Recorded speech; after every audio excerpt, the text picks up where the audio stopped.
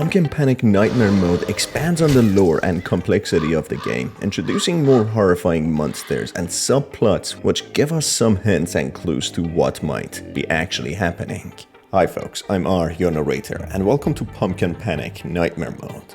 There's a lot to cover in here, so without much further ado, let's get right into it. I already made a video going over the main plot of the game, the normal mode, which you can watch by clicking on the link in the description. Whether you have watched the video or not, I will quickly go over the plot and what has happened so far. The protagonist is a mysterious humanoid creature having a pumpkin for the head. Despite looking like a monster, Pumpkin Man is anything but, who has retreated and hidden in a corner of the heavily wooded forest next to the shore in order to leave this horrifying island. The backstory of this character is not really unveiled, and we don't really know what he has been through, but analyzing certain little details in the game, we can form some sort of idea of what might be going on. Through a painting in the cabin, the situation of the Pumpkin Man is visually portrayed. He is a loner who somehow ended up in this island, where everything tries to hunt and kill him. He has managed to fence up the place, make a cabin, keep many hostile entities out. Despite all that, some entities find themselves in this patch of hidden land. An entity which can be deceiving is the Wendigo, who disguises itself in the shape of a deer, a harmless deer. It slowly moves towards the Pumpkin Man, and when it is close enough, it transforms into a monster and kills and eats the Pumpkin Man. This deer is seen breaking through the fence, meaning it somehow managed to find this remote place. There are more horrifying entities, some being a physical threat, while some being supernatural and psychological, following Pumpkin Man even in the most remote parts of this cursed island. The Shadow Pumpkin is a horrifying psychological threat who torments and kills the Pumpkin Man when he cowers long enough in the cabin. We can even see his image portrayed in the painting inside the cabin. It is described as an entity who drains the life force of the Pumpkin Man.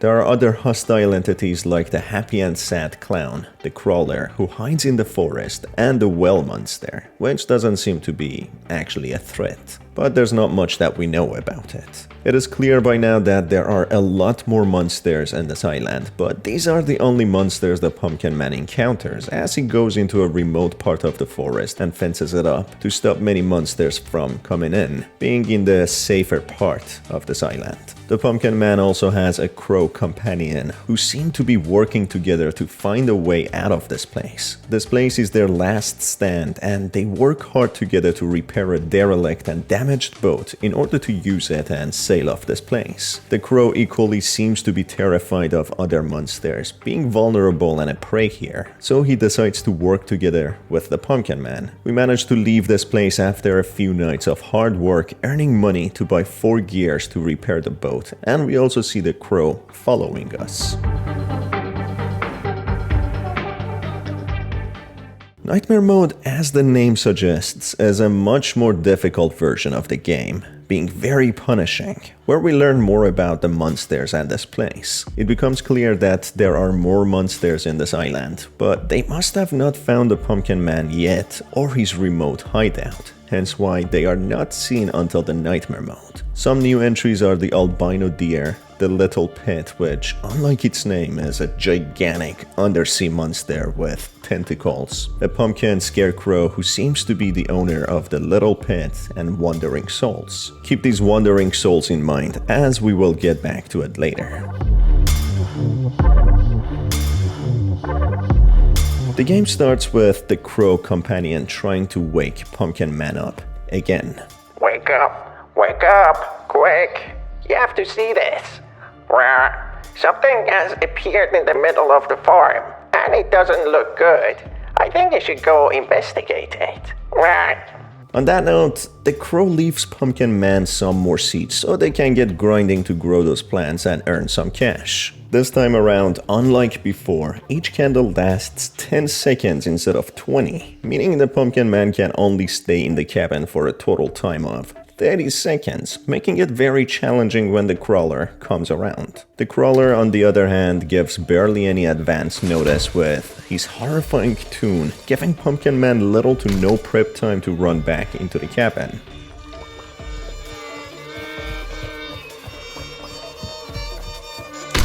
From when it makes its tune, Pumpkin Man has around 5 seconds to run back inside. That is barely enough time, as Pumpkin Man has to be literally in front of the door to run back. If he is even at the closest farming patch of land, he wouldn't be able to make it back to the cabin on time. So what I found to be the best way of outrunning it is by timing exactly how long it takes for it to reappear after each time. I noticed in the first time, it takes it roughly 1 minute to show up, then 1.5 minutes, then 2 minutes, and so on. So having a timer next to you comes in real handy. Moving on, we encounter one of the first new hostile monsters, simply known as Albino. It has a very similar mechanic to the When Deer Go, but the range of triggering it is a lot wider, meaning that you better stay at least 6 feet apart, as otherwise it'll transform. Its description reads: "This albino deer is covered in moss and vines. It doesn't chase me, seeming to follow its own path, but that doesn't make it any less dangerous." If that only was so simple. At nighttime, it becomes almost impossible to navigate as both the When Deer Go and Albino are out roaming about, with the field of view being narrower than the range of trigger for Albino. So I figured the best thing to do at night is to just stay close to the cabin after giving the balloon to the sand clown. The other monster we encounter is unseen and hidden underwater where the boat is. Its range of attack is limited but very fast and deadly. I've noticed the water fizzes in the direction that it appears and ambushes, so it's better to quickly run through or evade those spots. This monster seems to be some sort of gigantic octopus. Little Pit is an octopus lurking near the ship, waiting for the perfect moment to strike.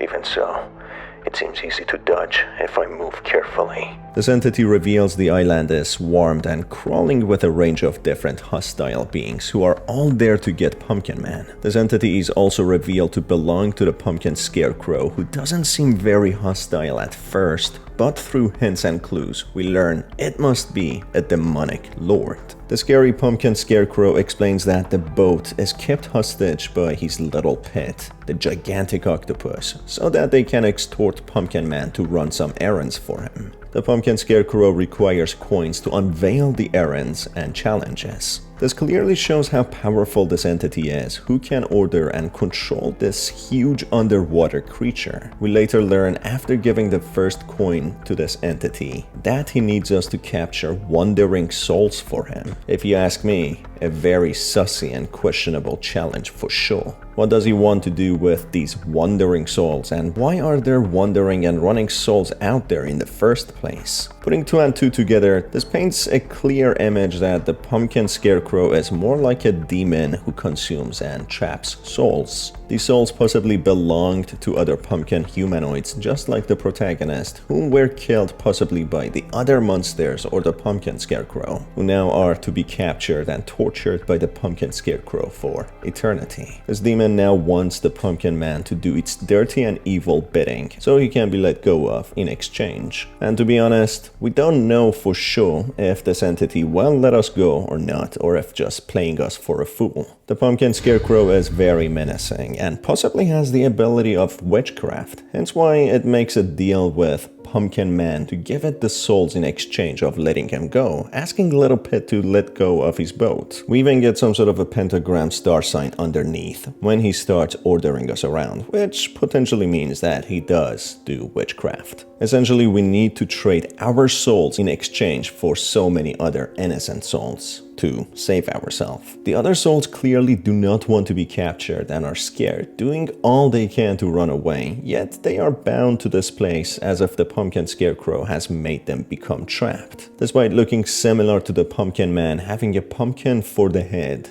this entity seems to be hostile and dangerous, even with the crow saying it doesn't look good in the very beginning. This entity doesn't seem to have limbs, but regardless, seems to be in control of everything. In the third night, we see the painting being completely overtaken by the pumpkin shadow, looking directly at us. clearly portraying how it wants to drain Pumpkin Man's energy, slowly manifesting and taking over. That essentially means the clock is ticking and time is numbered as the Pumpkin Man needs to leave this island, as his worst nightmares, insecurities and fears are manifesting themselves into the shape of this monster known as the Shadow Pumpkin, trying to take over him. That is why it is in the same shape of him, essentially saying that it's the worst part of him, which can quite literally consume him. The clowns do not change here much, but at some point, the happy clown jump scares us by jumping on the camera and breaking the fourth wall by scaring the viewers and not the protagonist anymore. This might in a way suggest that the Sinister Island has the ability to infiltrate into people's minds and different dimensions. So not only are we saving the Pumpkin Man and his trusty friend,